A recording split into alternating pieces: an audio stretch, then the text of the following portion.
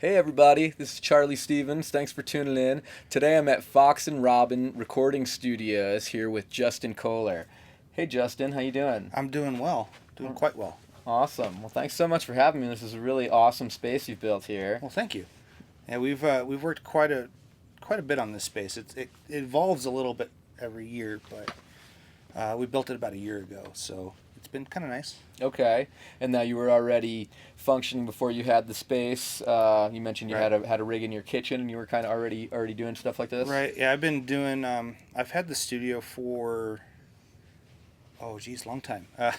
I've lost track. I think we're pushing 10 years. Oh wow. I've had a studio at least. I've had some in some form where like yeah, we want to play some music. I've worked in some studios, Hmm. um, but the studio itself has always kind of been around. But I've always had a space for about 10 years, and then the space we're in is only a year old. Okay.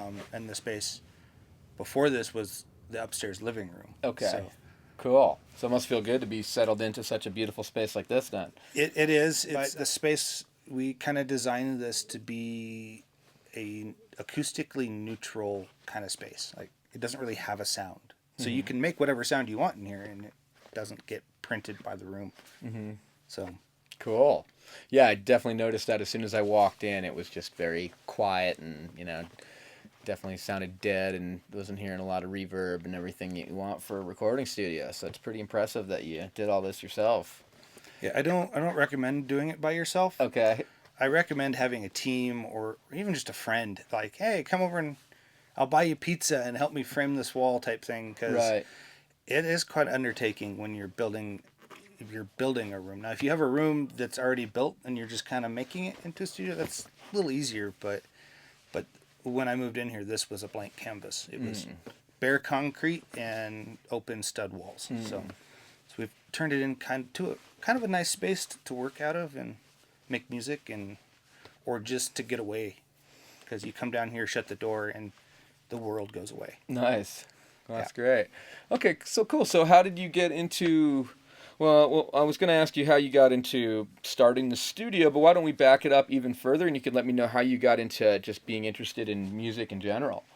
That started when I was 11. Okay. Um, and it started because I had to.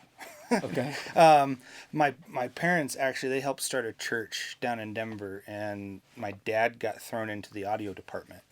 They were kind of like I don't know drawing straws or something, Hmm. and his straw got pulled for the audio job. So he was like, you know what, you're old enough, you're young enough that I can't let you be by yourself, but you're old enough you can learn something. So that's kind of how I got thrown into it, and it just kind of like the bug. That's when the bug scratch started. Like Hmm. when when do I want to start doing it? That was about then. But I went through high school and middle school taking every class that I could find, Mm. whether it was music or like technology type stuff. Mm. But a lot of it was doing that kind of things because it came naturally Mm. for me. So that's kind of how that started. And then college came. I was like, oh, I might as well get a degree for something. So I did it for audio engineering actually. Awesome. And was that focused on live or studio or both, or how does a program like that work? Um, the program that I chose was at Ames Community College in Mm. Greeley. At the time, I don't know what it's like now, but at the time it was, they didn't have a lot of like separate classes for just mixing and studio, and they didn't really have a lot for live. So they took all of those classes that were just kind of those generalized things like that, mixing, recording, live sound, and they just put it all into one degree. Mm. So it's a little bit of everything. Hmm. Um, I took classes for live sound and I took classes in the studio. The studio was great because it taught me like how to plug things in correctly and stuff like that. Hmm. The live was a little more like learning how to do things on the fly. Mm. So Okay. it was fun. Cool. Okay, so Ames, huh? Yeah, I have Yeah. some friends that went to Ames. I went to UNC, so a lot of people had continued on from that program Right. into UNC, and yeah, it seems like they have a really great program over there. They do right when I quit or when I graduated. I didn't quit. When I was done there, they had just built their brand new. It was a brand new building then. It's probably a decade old now, but Hmm. everything has its own building because when I was taking classes there, we were actually in the back half of the Gen Ed building. So there was times where we were doing a class about drums, well, at a drop ceiling, and above the drop ceiling was the rest of the building. So sound would go through the drop ceiling, and then it would go into everybody else's offices, and they'd have to come knock on the door and tell us, turn it down. And you're like, okay. But it's a great program. I learned a lot there. I've met people who've also done like there's one at Front Range in Fort Collins that they said they've learned a lot there as well. So I think it's good to at least do a program like that. Okay. So would you recommend to people who are trying to get into home recording, would you recommend that they seek out their local community college and try to take a course or two? And is there any specific courses that like are more important than others? Or I would say that for sure. Find a program, whether it's something like that, something that can kind of give you the basics. Okay. I don't know if you necessarily need a degree in something like this. Because a lot of it you can learn through other methods. But getting a good basis is good. Trial and error, your YouTube channel. My YouTube channel, yeah, definitely. Trial and error is another. Actually, I've learned a lot through trial and error. Yeah. A lot more than I would, or even like a mentoring program. If you can get into something where it's like, hey, we'll mentor you how to do this kind of stuff. It just kind of gives you the basics of this is how things get plugged in. This is how things get unplugged and put away. This is how not to drop things, because if you do, it could damage it. Just little things like that would be good. Okay, and this program running behind us, is this Pro Tools, or what do you use? This is not Pro Tools. This is Studio One by PreSonus. Okay. And is this something that you learned there, or because I thought a lot of those programs, Pro Tools is kind of their DAW of choice, right? That's definitely true. Pro Tools is kind of what they call the industry standard, and that's kind of an old term because we've gotten into the world now where there's so many different programs that technology evolves so much faster than a program like that probably is able to. It's kind of like Android and iPhone. They're both phones. They both do the same thing. It's by PreSonus. It actually came out way after Pro Tools ever existed. So my training was all done via Pro Tools. Okay, and then you were able to carry those skills over to a different DAW and figure that out with a little bit of...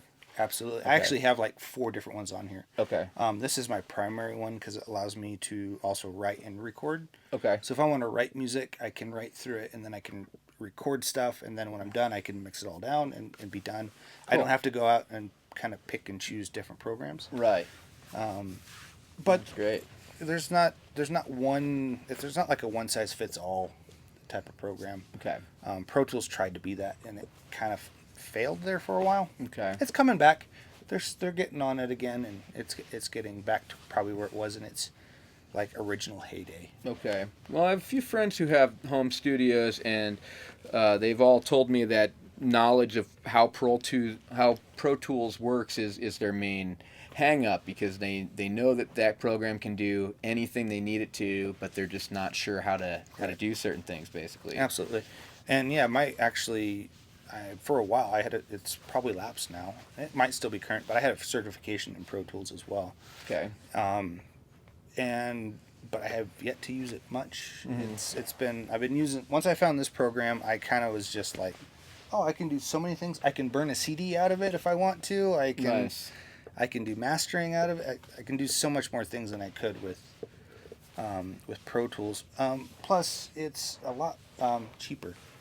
Okay. It's a lot cheaper than Pro Tools. Well, that's good. So that's also a cost when I have someone come and ask me, like, hey, I'm putting a studio together. What DAW should I use? What software should I use? I'm like, well, how much do you want to spend? Right.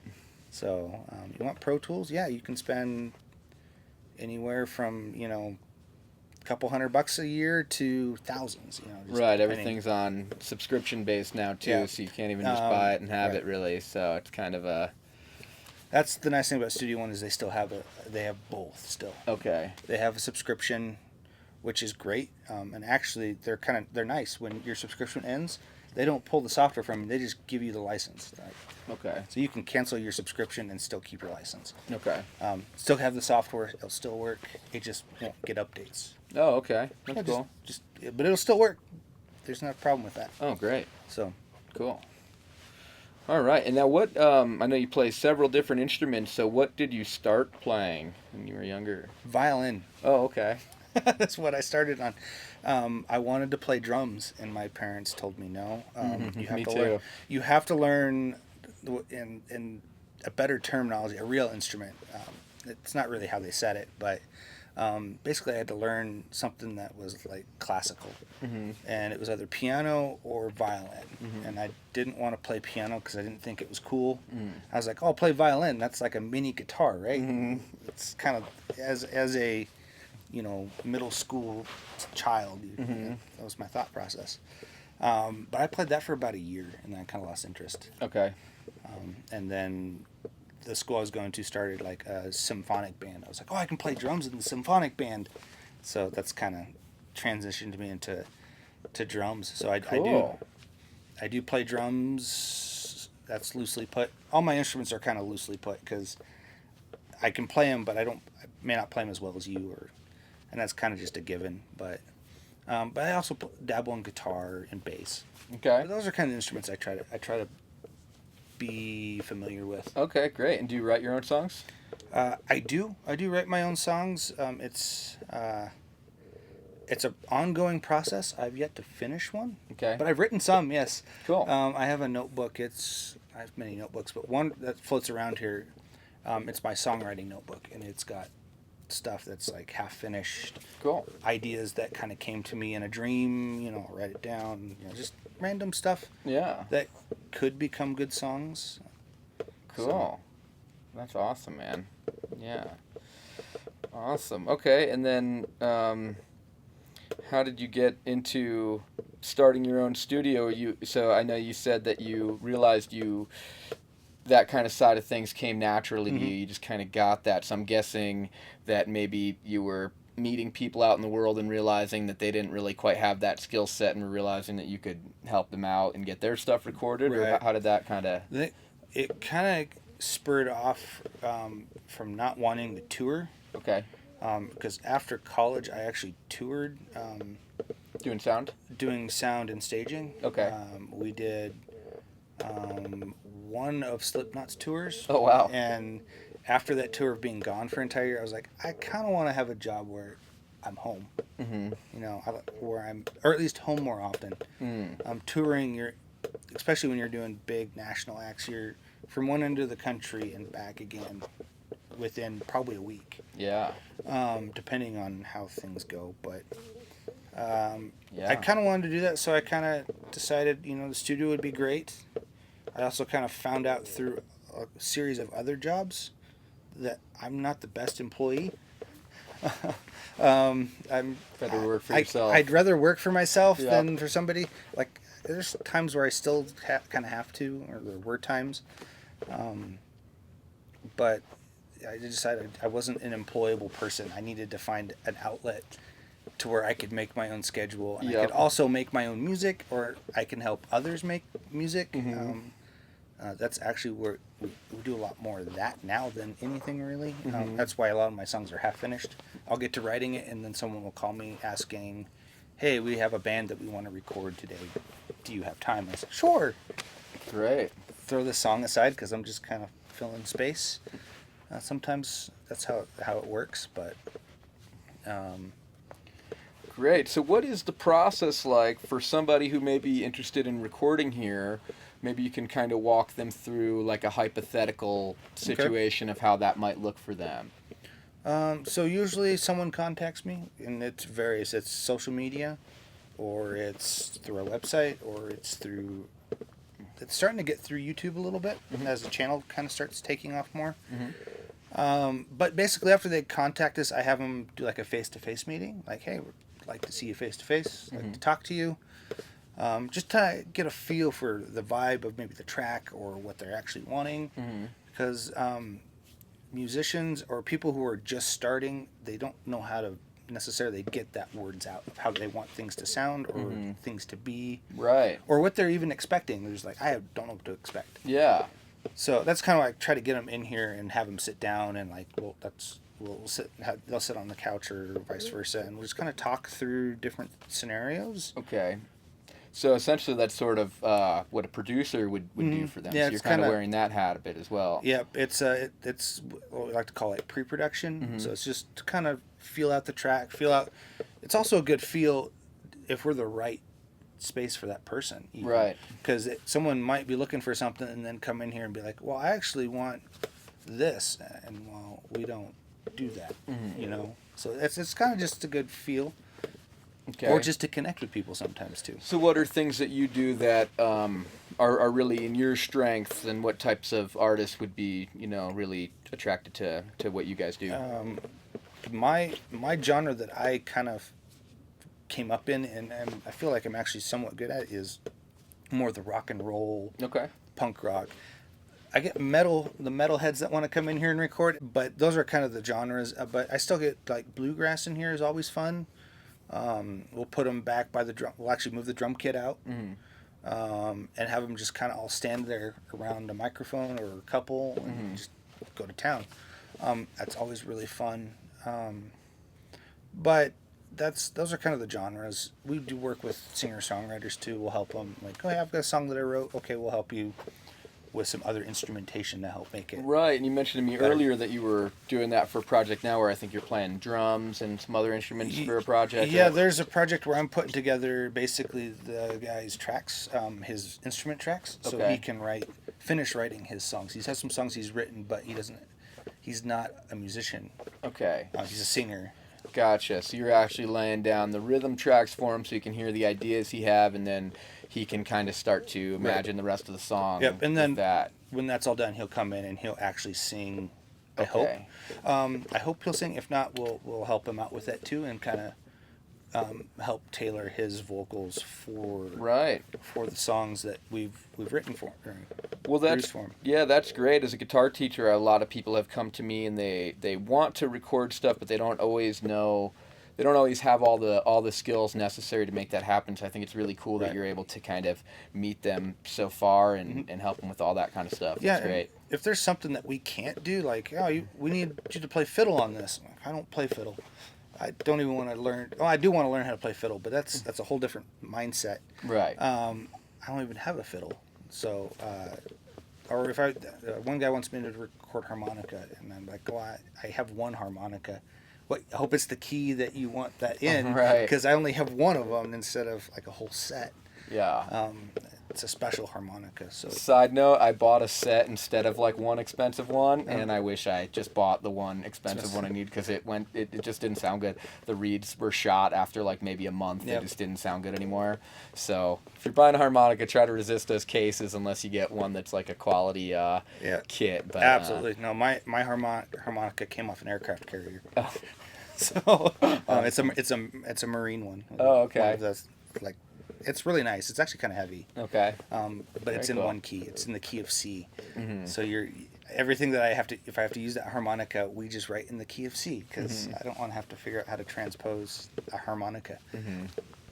No. And do you ever get other musicians in here to kind of contract some of that stuff to them? Absolutely. I'll bring in, if there's drums, say we need drums on something, I have a few drummer friends that'll come in, and for them, it's like, I'm like, here's the track, they'll listen to it, and they're like, okay, I think I got it. Mm-hmm. And then like 3 takes later, we're done. Mm-hmm. Or 4 takes. Rarely does it take super long for someone who's a little more versed in, say, a particular genre. Right. As where I'm kind of, okay, it's this genre, and I got to figure out how am I going to play that genre. So it takes me a day or so where they just come in like, oh yeah, I play that all the time. Done. Right. Or like bass players. I'll bring in bass players quite often, because there's times where I need something a little more technical. Well, and it's very important for the rest of your recording. Absolutely. Get a good bass recorded, you can build on top of that. But if you get a wonky bass line recorded, Oh, it's yeah. gonna be like shining a turd after that. Oh, absolutely. Or like if I need because I play rhythm guitar usually. Yeah. So if I need a really good lead, I'll find somebody. And nice things, I know enough guitar players now that's like, hey, can you do it? Nope. How about this guy? Nope. And Well, I just kind of feel go free through to the add me to chain. that roster if you ever need anybody. I will do that. Yeah. I'll put you on that roster, because there's times I'm like, I need a lead player, and I can't. I've tried. Like, 'cause I usually try to give a good attempt at something before I bring someone in, just to see if I can do it. Mm-hmm. Because there's times where I surprise myself. Totally. So That's awesome, man. Yeah. Cool. Well, it's really awesome what you're doing here. You built such a beautiful space, and you're doing some really cool stuff. You're really active on YouTube, so I Yep. just wanted to let everybody know about his YouTube channel. And what is that channel called? It's Fox and Robyn Rec. Fox and Robyn Rack. Okay. I ran out of spacing. Okay. It's a long name. Okay. So- and then you have social medias and Social stuff? media, it's all the same. All the same. Okay. So you can find him on Instagram and all those places too. And if you're interested in recording in northern Colorado, reach out to Justin here. All right. Well, thank you so much for watching. I'll see you again next time. Bye.